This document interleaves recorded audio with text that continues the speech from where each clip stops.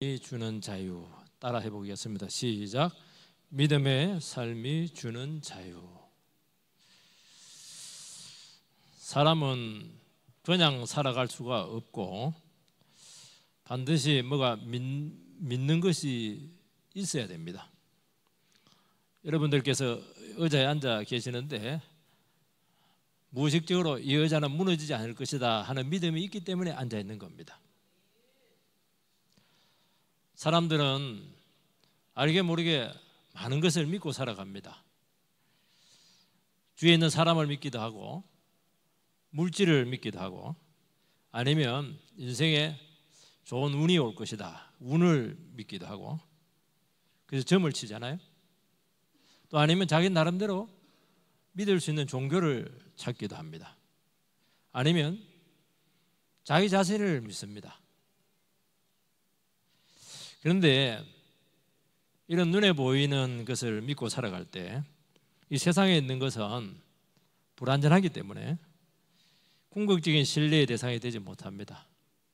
믿고 있는 사람이 믿을 만하지 못하게 됐을 때 얼마나 당황스럽겠습니까?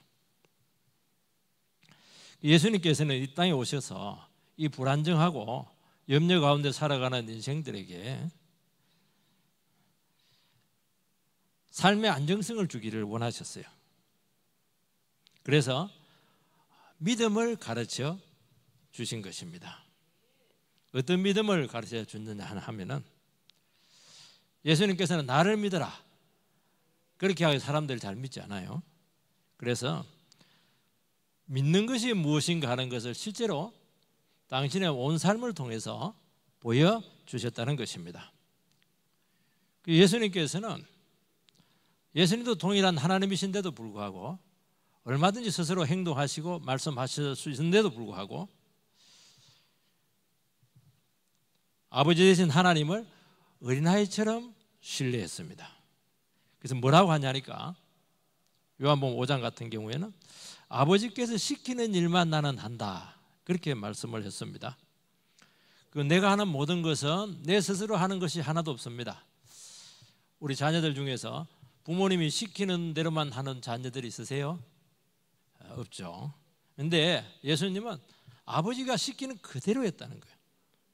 아버지 때에 일하셨고 아버지 하라는 것만 하고 하지 말라는 건 안 하고 그렇게 했다는 겁니다. 굉장히 답답하게 여기시는 분도 있을 텐데요. 그러니까 예수님이 할 수 없어서 그렇게 하신 것이 아니고 하나님을 의지하는 것을 보여주기 위해서 그렇게 하셨을 뿐만 아니라 이렇게 하나님께 의지하면서 믿음으로 살아가게 될 때 얼마나 영혼이 풍성해지고 다른 영과의 관계, 신뢰가 얼마나 깊어지게 되고 얼마나 깊이 사랑하게 되고 그러면서 이 세상에 어느 것에 대해서도 얽매이지 않고 자유자로 살아갈 수 있는 정말 안정적이고 아름다운 삶을 우리에게 주시기 위해서 그렇게 하시는 것이지 우리를 아무것도 하지 못하는 구속하기 위해서 그렇게 하신 것이 아니라는 것입니다. 오늘 말씀 바로 이 부분에 대해서 여러분들에게 아주 중요한 원리들을 가르쳐주게 될 것입니다.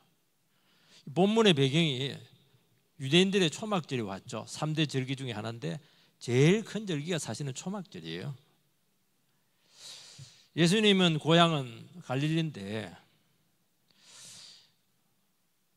초막절이 가까우면 예루살렘 유대로 가서 뭔가 해야 되는데 안 하고 있는 거예요. 그래서 육신의 동생들이 4명입니다. 예수님께서 장남이시죠. 요셉의 장남이죠. 형에게 장남이니까 책임이 크잖아요. 그 세상적인 요구를 합니다. 형님은 우리 가문의 기대주인데 아니 그 큰 물에 가서 출세해서 또 보는 형님이 능력이 있거든요. 기적도 행하고 이렇게 하니까 우리 집안을 좀 일으켜 주시라고 당연한 요구를 하지 않겠습니까? 그때 예수님께서는 아주 고상하게 거절을 합니다. 나는 아버지의 뜻이 있다. 그리고 아버지가 일하는 때가 있는데 아직 준비가 안 돼 있다. 너희들은 언제라도 할 수가 있지만 나는 그렇게 언제라도 못한다. 그리고 아버지 되신 하나님께서 나의 삶을 친히 이끌어 가신다. 이렇게 말씀을 하신 것입니다. 그러면서 동생들의 그 세상적인 요구를 딱 거절합니다. 그러고 나서 또 좀 있다 보니까 안 간다 해놓고는 또 예루살렘에 올라가셨어요. 왜 올라가셨겠습니까? 하나님 아버지께서 올라가라 한 거예요. 또 올라간 거예요. 형님, 동생 말 듣고 올라간 게 아니라는 거예요. 여러분, 우리는 많은 소리를 듣고 있습니다. 세상에서 막 요구하는 소리가 있어요. 또 내면에서 요구하는 소리가 있습니다. 너는 이렇게 살아야 돼. 오늘 이렇게 해야 돼. 많은 소리들이 있어요. 또 가족들의 소리가 있어요. 친구들의 소리가 있어요. 우리는 전부 다 알게 모르게 나는 뭐 내 마음대로 다 산다 그렇게 하지만 아닙니다. 또 사회가 요구하는 소리가 있는 거예요. 간섭이 요구하는 소리가 있는 거예요. 전부 다 매여서 살아가는 것이지 진짜 여러분의 인생을 살고 있는가요? 그 질문을 하고 있는 거예요. 우리는 주님께서는 우리에게 구속을 주신 것은 진리가 너희를 자유케 하리라 그렇게 말씀을 했습니다. 우리는 정말 자유자로 내 인생을 살아갈 수 있는 아름다운 삶을 주기를 원하셨던 거예요. 그렇게 되기 위해서는 반드시 아버지 되신 하나님의 음성을 더 들어야 되고 그 음성에 따라서 믿음으로 순종하면서 살아가는 것입니다. 그때만이 진정한 내 삶을 살아갈 수 있는 것이지 믿음도 없고 하나님의 말씀도 안 듣고 여러분 무슨 재주로 이 세상을 살아갈 수가 있겠습니까? 그래서 진정한 믿음의 자유자는 세 가지 특징이 있다는 것입니다. 이 세 가지를 기억을 하시기 바랍니다. 첫 번째는 하나님의 다스림을 받는 삶을 살아간다는 것이고 두 번째는 세상적인 기대를 거부해야 됩니다. 세 번째는 하나님의 음성을 간절히 듣고자 해야 된다는 것이에요. 이 세 가지만 딱 되면은 여러분은 정말 예수님을 방불할 정도로 정말 아름답고 위대한 삶을 살아가게 될 줄 주의 이름으로 축복합니다. 첫 번째는 하나님의 다스림을 반드시 받으셔야 된다는 것입니다. 여러분들은 아무 다스림도 안 받고 있죠? 아닙니다. 여러분 죄의 다스림을 받고 있고 세상의 다스림을 받고 있고 마귀의 종노릇 하고 있는 거예요. 오늘 1절에서 9절 말씀 좀 깁니다. 읽지는 않고 제가 설교를 하면서 내용을 설명을 하도록 하겠습니다. 6절에 보면 뭐라고 되어 있냐니까 예수께서 이르시되 내 때는 아직 이르지 아니하였거니와 너희 때는 늘 준비되어 있느니라. 동생들이 예수님께 하여금 아니 큰 보리에 가시라고 예루살렘에 가서 서울 수도로 가서 거기서 뭔가 큰 일을 하시라고. 그때 예수님께서는 너희 때는 늘 준비되어 있다는 거예요. 동생 너희 때는 늘 준비되어 있다는 거예요. 너희들은 원하는 때 원하는 방식으로 얼마든지 일할 수 있다는 거예요. 근데 예수님께서는 뭐라고 하냐니까 내 때는 아직 이르지 아니하였다 그렇게 말하고 있습니다. 너희 때하고 내 때하고 다르다는 겁니다. 나는 아버지 되신 하나님께서 정하시는 일정에 따라서 행동할 따름이라고 말씀하고 있는 것입니다. 어느 정도까지 예수님께서는 아버지 하나님의 일정을 따르냐 하면은 초막절에 올라가는 시기까지 그 세세한 세부 사항까지 아버지께서 지시한 대로 그대로 나는 따르고 순종하겠다 그 말씀을 하고 있는 것입니다. 동생들은 유명해지고 싶으면은 중앙무대로 진출해야죠. 서울로 가죠. 말은 서울 제주도로 보내지만 사람은 서울로 가야죠. 서울로. 그래서 그 큰 물에서 또 초막절이면 얼마나 사람들이 많이 모이겠습니까? 100만 명, 200만 명, 평소에 몇만 명 안 되는데 인구가 5배 정도로 이렇게 전 세계에서 유대인들이 모이니까 거기서 두각을 드러내야지. 아니 지금 시골 총구석에 그냥 가만히 있으면 어떻게 하시냐고. 기회를 잡아라고. 기회를 지금. 동생들은 자기들하고 똑같이 예수님도 이 군중의 갈채를 받고 싶어 한다는 전제를 가지고 있는 것입니다. 보니까 예수님께서 제자들 12명을 데리고 지금 뭔가 운동을 하고 있는데 당을 만들려고 하나 아니면 정치인으로 가기 위해서는 이미지를 부각시키기 위해서 또 숨어있는 많은 제자들이 지금 예루살렘에 있는데 그동안 많은 기적을 행했으니까, 오병이의 기적도 행하고 이렇게 했었으니까 지지자들이 많잖아요. 음성적인 지지자들. 그 나타나가지고 그들의 도움을 받으라는 겁니다. 지지 세력을 모으라는 거예요. 그러면 이제 권력을 쥐게 되고, 그럴 때 우리 가족을 기억해 주시기 바랍니다. 당신은 장남이잖아요. 당신이 성공하는 것이 우리 가정이 사는 길입니다. 이제 그렇게 요구를 하고 있는 것입니다. 4절에 보면 주님께서는 그들이 뭐라고 말하냐니까, 스스로 나타나기를 구하면서 묻혀서 일하는 사람이 없다, 그렇게 이야기하고 있는 거예요. 동생들의 생각이에요. 그러면서 5절에 뭐라고 하냐니까, 이는 형제들까지도 예수를 믿지 아니함이라라. 믿음이 없으니까 이런 소리를 한다는 거예요. 예수님께서는 명성이나 출세나 권력에 아무 관심이 없어요. 그게 중요하다는 거예요. 아버지 뜻만 생각을 하고 계시는 것입니다. 우리가 이 말을 듣고 보면, 야, 동생들이 굉장히 자유로운 것 같죠. 밥 먹고 싶을 때 밥 먹고, 가고 싶을 때 가고, 하고 싶을 때 하고, 하기 싫으면 안 하고, 굉장히 자유롭죠. 근데 아니에요. 말하는 거 들어보시면 세상의 그 영광에, 세상의 요구에 지금 매여 있잖아요. 사람의 의견에 얽매여 있잖아요. 지금 가문의 지금 요구에 얽매여 있잖아요. 지금 예수님은 전혀 얽매이지 않아요. 예수님은 사람의 의견에 얽매이지 않고 너무너무 자유롭게 그렇게 행동하고 계셨다는 것입니다. 그 이유가 뭐죠? 나는 아버지의 지시를 받고 살아가기 때문에 그렇다는 거예요. 그러니까 동생들 입장에 봤을 때는 형님이 돼가지고 굉장히 불만이 많은 거예요. 예수님께 뭐 자유롭게 이렇게 행동하시고 기적 행하시고 가난한 자들도 돕고 이렇게 하는 것들이, 우리 집안을 팽개치고 뭐하냐, 너무 무책임하다 지금. 그리고 막 아집을 부리고 있다. 그 당시도 지금도 마찬가지지만 굉장히 가족 중심, 유대인들은 굉장히 가족 중심이거든요.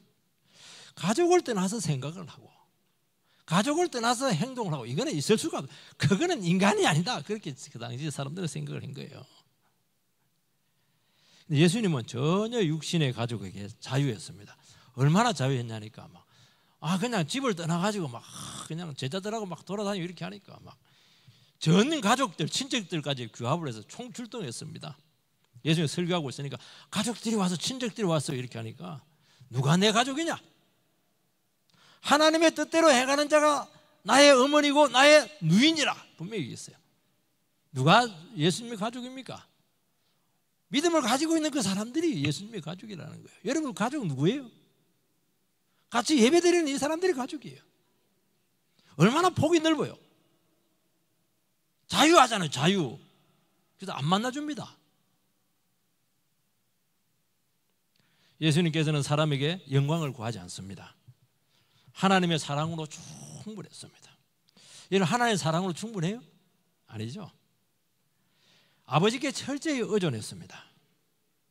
가족이나 평판이나 어떤 기대도 매이지 않고 자유하니까. 그러니까 마음껏 다닐 수 있는 거예요. 어디에? 아버지께서 가라고 한 데 다 가는 거예요. 가난한 자들, 병든 자들, 기도가 필요한 사람들, 말씀이 필요한 사람들 막 다니면서 돈도 안 가지고 막 그냥 그들을 도와주었던 것입니다.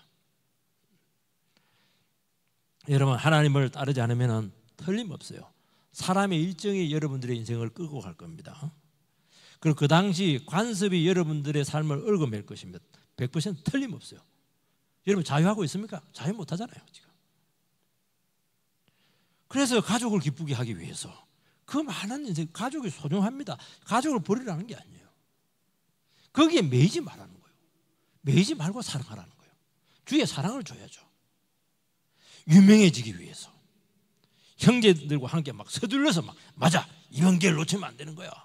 이번 기회에 딱 우리 기회를 잡아야 돼. 그래서 같이 동생들은 얼마든지 형님이 나서면 몸 바쳐서 같이 띄워줄 마음을 가지고 있는 거예요. 도와줄 마음이 있는 거예요. 올라갔을 거예요. 여러분, 인생의 자유와 진정한 사랑은 오직 하나님을 신뢰하는 데서부터만 온다는 것입니다. 여러분이 여러분 자신의 힘과 능력만으로 여러분의 인생을 살 수가 없습니다. 다 실패했으니까 여기 왔잖아요. 우리는 마음껏 영혼을 동정하고 싶고 사랑하고 싶고 정말 진실하게 살고 싶고 솔직하고 싶고 당당하게 살고 싶고 아름답게 살고 싶은 마음들이 다 있는 것이거든요. 그러면 길은 딱 하나밖에 없습니다. 하나님 한 분만 의지해야 된다는 거예요. 우리는 자기 자신의 뜻이 있어요. 자기 자신의 뜻이 뭡니까? 동생들과 같이 하는 게 자기 자신의 뜻이에요. 야망이잖아요, 그거. 뜨라, 유명해져라. 그거 우리 모두의 뜻 아닌가요? 사람들의 기대 아닌가요? 우리 부모님의 기대고 주위 사람들의 기대 아닌가요? 세상들이 막 요구하는 거 있잖아요. 너만 잘 사나 나도 잘 산다. 그리고 살고 있지 않나요? 이게 얼마나 강력한 줄 아십니까? 거절할 수 있겠습니까? 절대로 거절 못하죠. 안 돼요. 이거는 딱 한 가지 길은 있습니다. 하나님을 믿으면 끊어져요. 그러면서 새롭게 살아가는 거예요. 세상을 섬기면서 사랑하면서 그들 도와주면서 살아갈 수가 있는 거예요. 여러분 하나님 사랑보다 더 큰 사랑이 있습니까? 여러분 세상 하나님 사랑 가져보세요. 아니죠. 누가 십자가 사랑을 해요? 우리는 십자가 사랑만으로도 충분해요. 그 사랑을 모르니까 엉뚱한 데 가서 사랑을 구걸하잖아요. 우리는 사랑을 줘야지 왜 구걸하고 그래? 예수 믿으면서도. 하나님께서 주시는 영광보다 더 위대한 영광이 있나요? 세상의 영광이 뭐가 위대합니까? 뭐 올림픽 가서 금메달 따는 거예요? 금방 잊어버려요. 여러분 하나님의 뜻보다 가치 있는 것이 있습니까? 영혼을 살리는 사명보다 의미 있는 인생들이 있을 수가 있습니까? 몇 가지만 딱 짚고 봐도 무엇에 근거해서 살아야 될 것인가 하는 것이 답이 분명히 나오잖아요. 그래서 우리는 이것과 싸워야 됩니다. 우리의 욕구와 우리의 의지가 하나님 의지에 의해서 계속 굴복을 당하는 삶을 살아야 된다는 거예요. 왜냐하면 이건 찰거물이에요. 찰거물. 계속 올라와 이게 올라와. 그때마다 그냥 십자가한테 가가지고 제 주의 뜻만 위해서 살겠습니다. 오늘 질문합니다. 우리 성도님들의 인생을 끌고 가고 있는 진정한 의지가 무엇이냐 하는 것입니다. 동생들처럼 혹시 세상적이지 않습니까? 가문의 영광을 위해서, 부모님의 기대를 위해서, 세상의 평판을 위해서, 기회 안 죽으려고 내 자신의 야망을 위해서 전부 다 세상 영광이지 않겠어요? 하지 말라는 건 아니에요. 바른 동기로 해라는 거예요. 주님과 함께 얼마든지 할 수가 있어요. 이게 왜 경계를 하냐면 이렇게 하면 영적으로 굉장히 위험하기 때문입니다. 이렇게 살아가는 순간 여러분의 영혼은 죽기 시작할 거예요. 여러분만 죽는 것이 아니고 주위에 있는 많은 영혼들을 죽이게 될 것입니다. 틀림없어요. 결국에는 아무 남지가 않아요. 인생에 무의미한 인생을 살아가다 끝난다는 거예요. 한 번밖에 없는 인생을 왜 그렇게 생명력 있는 삶을 살아야지 죽은 인생을 살이고 그렇게 몸부림을 치고 있느냐는 것입니다. 하나님께서 그 인생을 인정하겠습니까?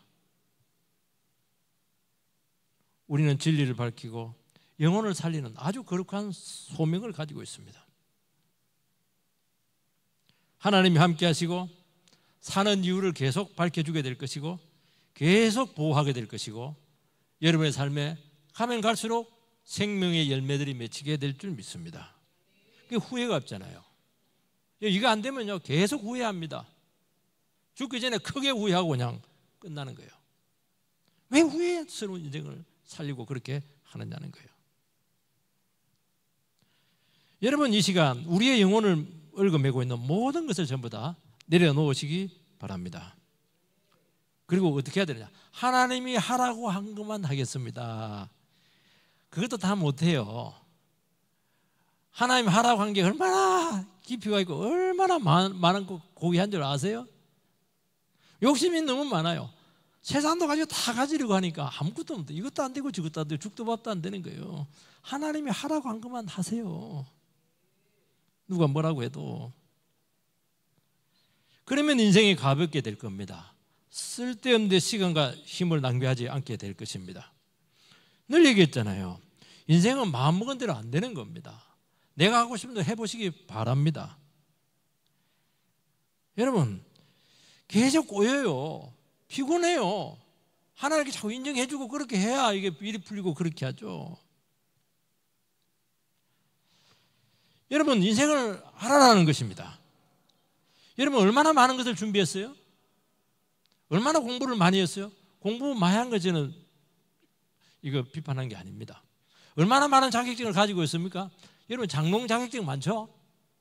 그렇게 돈 주고 시간 내서 자격증 따놓고는 하나도 못 써먹고 있잖아요.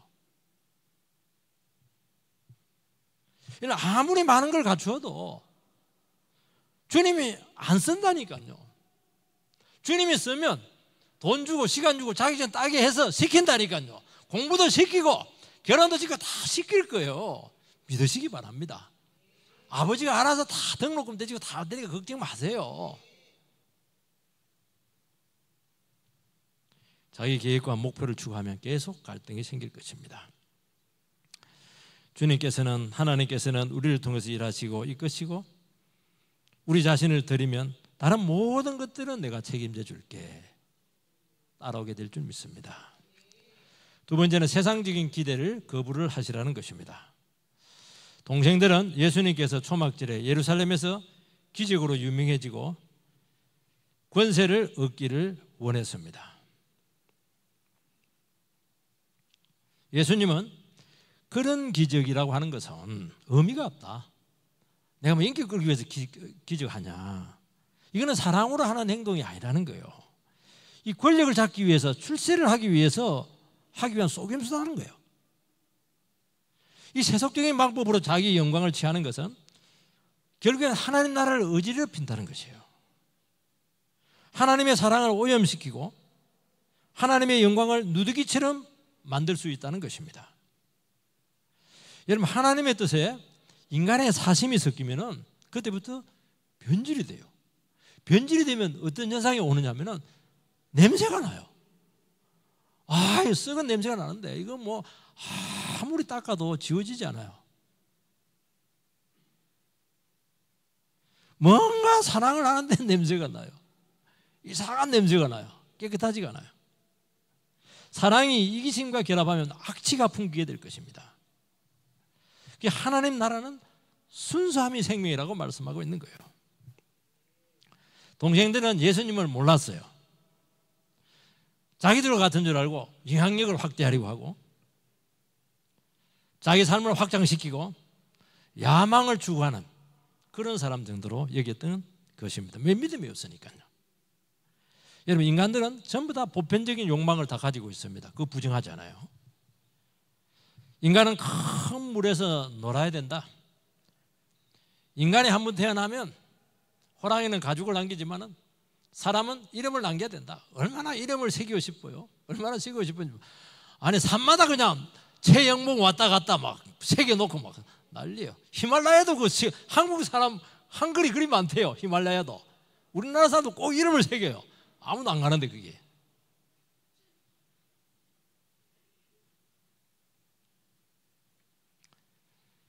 이거는 자연스럽고 상식적이고 그렇게 생각할 수밖에 없죠, 누구나. 그것이 옳은 것은 아니라는 거예요. 그 상황과 그 처지에서 그렇게 살 수밖에 없어도 그 전부 다 칭찬받을 일은 아니라는 거예요. 내 입장에 생각해서 당연해도 그 모든 것은 내 중심적인 해석일 수밖에 없다는 거예요. 왜냐하니까 자기 중심이잖아요. 여러분, 그래서 우리는 뭘 해야 되느냐? 나의 생각과 나의 가치관과 나의 행동의 그 원리들, 가치관들이 하나님의 마음을 반드시 통과해야 돼요.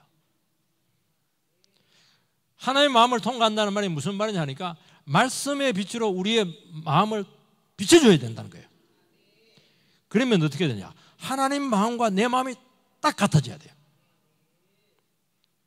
쉽게 말해서 하나님의 마음의 결과 나의 마음의 결이 같아야 돼요. 장작 펼 때 막 때리는 사람 무식한 사람이에요. 장작 펼 결이 있잖아요. 결을 가지고 딱 때려 한 방에 갈라지잖아요. 예수님의 결하고 나의 결하고 딱 맞아야 돼요. 그게 어긋나니까 하는 것마다 어긋나는 거예요. 하는 것마다 힘든 거예요. 안 돼요. 안 되는 거예요. 예수님하고 결이 딱 맞으면 굉장히 편해요. 쉽고 후회도 없고 빛나고 그렇게 하는 거예요. 결이 안 맞으니까 답답하고 막 찌그러지고 어둡고 뜻대로 안 되고 확 성질이 나고 막 그냥 의심이 되고 불안하고 또 다른 길은 없으니까 뭐 꾸역꾸역 그냥 자기 뜻대로 가고 갈수록 삶이 무거워지고 버거워지는 겁니다. 여러분 무슨 일을 하거나 계획을 세우거나 심지어 영혼을 사랑할 때도 우리는 멈춰야 돼요. 왜 멈춰야 되냐니까 급하거든. 빨리 기회를 잡아야 되거든. 내가 안 잡으면 남이 가져가거든. 그래서 딱 멈춰야 돼요. 중요한 것은 주님의 마음을 통과를 해야 된다는 거예요. 이거는 좀 우리 일상에 일어나는 누구나 공감할 수 있는 예를 하나 여러분들에게 들어드리도록 하겠습니다. 남편이 이제 쓰레기 당번이에요. 되게 잘 버리는데 이제 몇 번 깜빡했어요. 두세 번. 그러면 아내는 어떻게 합니까? 야, 이 인간이 안 할라 하네. 상습범 되면 안 되니까 반드시 짚고 넘어가야 되겠다. 그렇게 하는 거예요. 당연히 왜 쓰레기 또 잊어버렸어. 또가 문제야. 또 잊어버렸어. 또에 그냥 남편 속이 뒤집어지는 거예요. 그동안 내가 맨날 며칠 했는데 두세 번 안 했다고 막 또 잊어버렸냐고 막 화가 나는 거예요. 아내 입장에서는 실패를 확실히 상기시켜 줘야 돼요. 그래야 고집이 나에게 안 넘어오니까. 우리는 늘 그렇게 하는 거예요. 또 그랬냐? 늘 그래 당신은. 상습범이야. 왜냐 이런 말을 강하게 안 해주면은 계속 잊을 거고 쓰레기 당번은 내 차지가 되기 때문에 덤태기를 쓴다는 거예요. 그런 마음이잖아요. 왜 그러냐? 아내의 마음이 하나님의 마음을 통과하지 않았기 때문이라고 말씀하고 있습니다.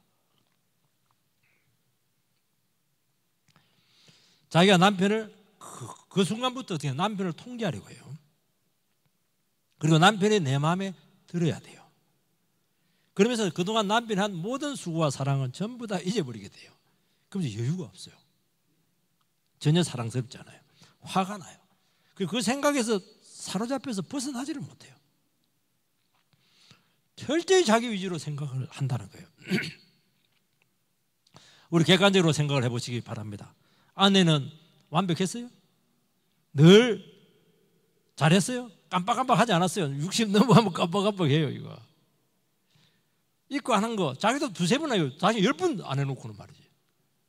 자기를 못 보는 거예요. 자기 될 번은 못 보고 남의 티를 빼려고 하니까 얼마나 힘들어요. 잘못을 자꾸 목록에 기록해놓고 말이지. 그러지 말라는 거예요. 왜 그러냐니까 우리의 마음이 하나님의 마음을 통과하지 않아서 그래요.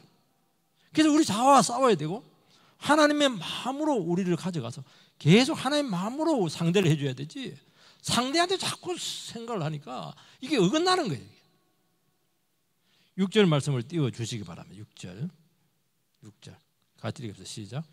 예수께서 이르시되 내 때는 아직 이르지 아니하였거니와 너희 때는 늘 준비되어 있느니라. 주님의 때는 이르지 않았습니다. 주님이 일하시는 때가 있다는 거예요. 근데 너희들의 때는 늘 준비되어 있다는 겁니다.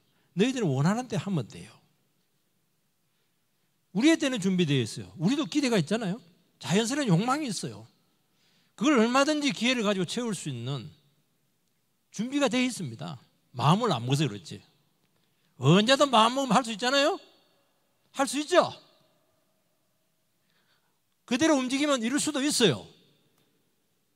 주님은 뭐라 하냐? 내 때는 아직 준비가 되어 있지 않다는 거예요. 준비가 안 되어 있으니까 시작 자체가 안 되는 거예요. 뭔가 하려고 하는데 주님이 기뻐하지 않을 것 같아요. 주님의 뜻인 줄 알았는데 확신이 안 들어요. 멈칫멈칫 한다는 거예요. 욕심이 아닐까? 주님이 앞서는 것은 아닐까? 사랑을 하는데 성급한 사랑을 할 가능성이 많거든요. 답답하니까 막 내가 사랑을 팍 해주고 그냥 내가 얼마나 사랑받는가 자랑하고 그걸 성급한 사람도 많거든요. 정말 영혼을 위한다고 하지만 정말 순수할까? 얼마나 많은 질문들이 나와요. 내가 이 하는 것이 의미가 있을까? 그 생각하다가 아무것도 못해요. 준비가 안 된 거예요. 이걸 준비하라, 이런 걸 준비하라는 거예요. 여러분 준비되어 있어요? 이게 준비 안 되어 있잖아요. 그래서 멈칫멈칫하게 되고 한 번 더 물어보게 되고 기도하게 된다는 것입니다. 여러분 아무리 완벽하게 갖추어져 있고 나에게 절호의 기회가 왔을지라도 하나님의 말씀이 아니면 안 움직이는 것이 이게 하나님을 의지하는 인생들이라는 거예요. 그래서 어떤 일을 할 때마다 주님의 관점으로 바라보고 주님이 일하심을 고백할 수 있어야 될 줄 믿습니다. 그게 기도하는 거예요. 이런 걸 기도하는 겁니다. 그럼 주님께서 일하실 줄 믿습니다. 아까 예화를 듣던 때는 쓰레기 당번을 잊은 그 남편을 위해서 아내가 해야 될 게 뭐예요? 내 마음을 주님 앞에 비춰보는 거예요. 내가 정말 남편의 감사를 몰랐구나. 그거 뭐라고? 몇 번 그 빠진 거 가지고. 그리고 그것도 중요한 문제잖아요. 자꾸 잊어버리는 것도. 그러면 그 기도하세요. 그 문제를 가지고 남편이 자꾸 깜빡거리네요. 생각나게 해달라고 기도하면 될 거 아니에요. 그 주님이 일하신다니까요. 기도 안 하면 어떻게 했냐? 계속 말로 목을 조릅니다. 확 조르고 이래가지고 숨통을 막아요.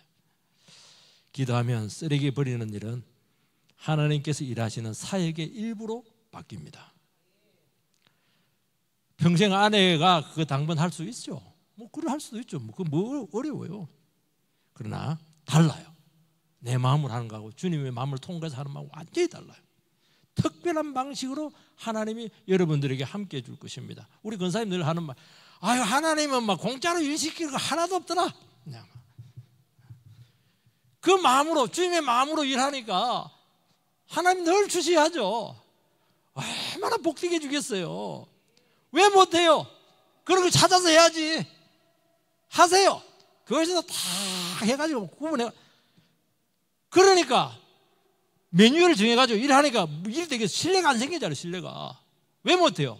내 눈에 보이는 사람 하면 되는 것이고 사랑의 마음으로 하면 되는 것이고 주님을 위해서 하면 되는 것이고 영혼을 위해서 하면 되는 것이고 주님이 안 볼 것 같아요? 왜 그렇게 못해요? 그럼 하나님을 발견하게 될 것입니다. 하나님이 일하시잖아요. 그렇게 할 때. 여러분 우리는 관계에 어려움을 겪을 때가 참 괴롭잖아요. 오해도 있고 불신도 있는데 풀 방법은 없고 기도하는 거예요. 몸부림치면서 가서 복수하는 게 아니고 주님께 맡기지 못하는 거예요. 주님의 때로 돌아오시기 바랍니다. 힘들지만 맡기면 주님께서 일하실 줄 믿습니다. 세 번째는 하나님께 묻고 음성을 듣고자 해야 된다는 것입니다. 우리는 어찌해야 할 바를 몰라서 힘들어할 때가 너무 많아요. 우리 삶에 애매한 순간들이 있고 판단이 안 될 때가 참 많아요. 이때 여러분들 잘해야 됩니다. 우리의 기질대로, 우리의 성향대로, 감정대로, 생각대로 결정을 하고 행동을 하면 100% 그르치게 되고 반드시 후회를 한다는 거예요. 10절 말씀을 띄워주시기 바랍니다. 10절 시작. 그 형제들이 명절에 올라간 후에 자기도 올라가시되 나타내지 않고 은밀히 가시니라. 예수님께서는 동생들에게 분명히 안 간다 그렇게 해놓고는 초막절 중간에 은밀하게 올라갔습니다. 예수님도 왜 이랬다 저랬다 해요? 이랬다 저랬다 하면 피곤하잖아요. 목사님은 늘 이랬다 저랬다 한다고 말이지. 그건 왜 그러냐니까 결정 루트가 달라서 그래요. 예수님께서는 이때 하나님 아버지의 음성을 듣고 그 지시를 따라서 올라간 것입니다. 왜 올라갔습니까? 예루살렘에 준비된 영혼들이 있고 복음을 전하기 위해서 올라갔다는 거예요. 출세하기 위해서 올라간 것이 아니고 영혼 구원을 위해서 올라갔다는 거예요. 벌써 목적이 달라졌죠? 그러니까 예수님은 아버지의 뜻을 우선시했고 세상적인 이유가 아닌 신앙적인 목적으로 움직였다는 거예요. 사명이죠, 사명. 여러분 그렇게 하니까 그에 따른 겉으로는 똑같아도 달라요. 그 행동이 의미가 달라요. 그 행동이 나오는 거예요. 그래서 어떻게 하냐니까 드러내지 않고 은밀하게 올라갔습니다. 만약에 정치적으로 떨리고 했었으면 세력을 데리고 가야죠. 한 몇백 명 데리고 끌고 올라가야지. 혼자 몰래 싹 올라가는 거예요. 은밀하게. 왜냐니까 복음 전하기 위해서 가는 거니까. 여러분, 하나님의 음성을 듣고 인도를 받았기 때문이죠. 여기서 삶의 목적이 나오고 살아가야 될 이유가 나오고 삶의 방식이 나오고 그리고 움직이는 것이 대단히 구체화된다는 것을 알 수 있는 거예요. 여러분, 관례에 따라서 당위성에 따라서 움직이지 마세요. 지금 유대인들은 예수님을 좀 살해하려고 하고 있습니다. 그래서 모노로 가고 있었던 거예요 지금. 그런데 복음 증거를 두고 기도하는데 하나님께서는 걱정 마라, 위험을 무릅쓰고라도 영혼에게 가서 복음을 전하라. 응답을 받았잖아요. 얼마나 인도가 섬세해요. 응답을 받으니까 흔들리지 않고 부정적인 상황인데도 불구하고 그 난관을 전부 다 헤쳐나가잖아요. 이것이 여러분의 인생을 끌고 갈 수 있는 힘이라는 거예요. 이 힘을 가지고 있느냐는 거예요. 왜 마음대로 하니까, 뜻대로 안 되니까 그냥 안 되잖아요. 아무것도. 그래서 하나님을 의지하는 성도들은 하나님의 말씀에 대단히 민감합니다. 주님의 음성을 듣고 싶어하는 것이죠. 반드시 확인을 받고 싶어요. 말씀의 확인. 마지막으로 제가 예화를 하나 들고 마치겠습니다. 얼마 전에 저희 교회에 등록한 권사님이 계시는데 이분은 철저히 하나님의 인도를 받고 저희 교회를 왔습니다. 다니던 교회에서 참 열심히 봉사했는데 나올 수밖에 없는 아주 이상한 일이 생겼어요. 나오고 나니까 나이도 많고 갈 교회가 마땅치가 않고, 한 번 저희 교회 오셔가지고 뭐 상담도 하기도 이렇게 했는데 뭐 확실히 잘 들지가 않았어요. 너무 한두 달 고민하는 밤 체중이 막 그래서 체중이 쫙 빠져버렸어요. 어느 날 아침에 하나님 앞에 기도했어요. 하나님, 내 어디로 가야 될 교회가 없다고, 도대체 구체적으로 좀 응답을 해달라고, 확인을 해달라고 그런 기도를 했어요. 그날 요 앞에 그 농협 앞에 있는 그 하나로 마트에 시장을 보고 버스 대기실에 앉아 있는데 능평교회의 띠를 탁 두르고 누가 전도지를 나누어 주더라는 거예요. 그 사람이 누굽니까? 저죠 뭐. 저죠. 저는 몰랐어요. 우리 옛날에 한두 달 전에 얘기한 거니까 그것도 저 저녁에 한 번 이렇게 인상은 있는데 비슷한 것 같아요. 아이고 권사님 하고 이렇게 했는데 저는 그분을 그냥 만난 거예요. 그래서 전도하기 위해서. 근데 권사님은 금방 한 거예요. 그날 아침에 기도했거든요. 바로 능평교회구나. 응답을 받고. 원래는 우리 교회 와가지고 한 달 정도 검증하고 등록하려고 했는데 몇 주 일찍 왔을 뿐만 아니라 오자마자 바로 등록을 해버렸어요. 왜냐하면 응답을 받았으니까. 몇 가지 조건을 두고 교회를 기도했는데 그 조건이 그대로 맞았고 구체적으로 응답을 했다는 겁니다. 그러니까 갈등이 없잖아요. 여러분, 인도를 이렇게 받는 거예요. 하나님이 이끌어 주신다니까요. 여러분 임의대로 안 하고, 여러분 욕망대로 안 하고, 주님께 묻고 응답받고 그렇게 하면 얼마나 섬세해요. 나중에 가가지고 후회하면 어떻게 하려고 그래요. 나올 수도 없고 어떻게 할 수도 없고, 한번 딱 했으면 끝까지 주님께 가야지.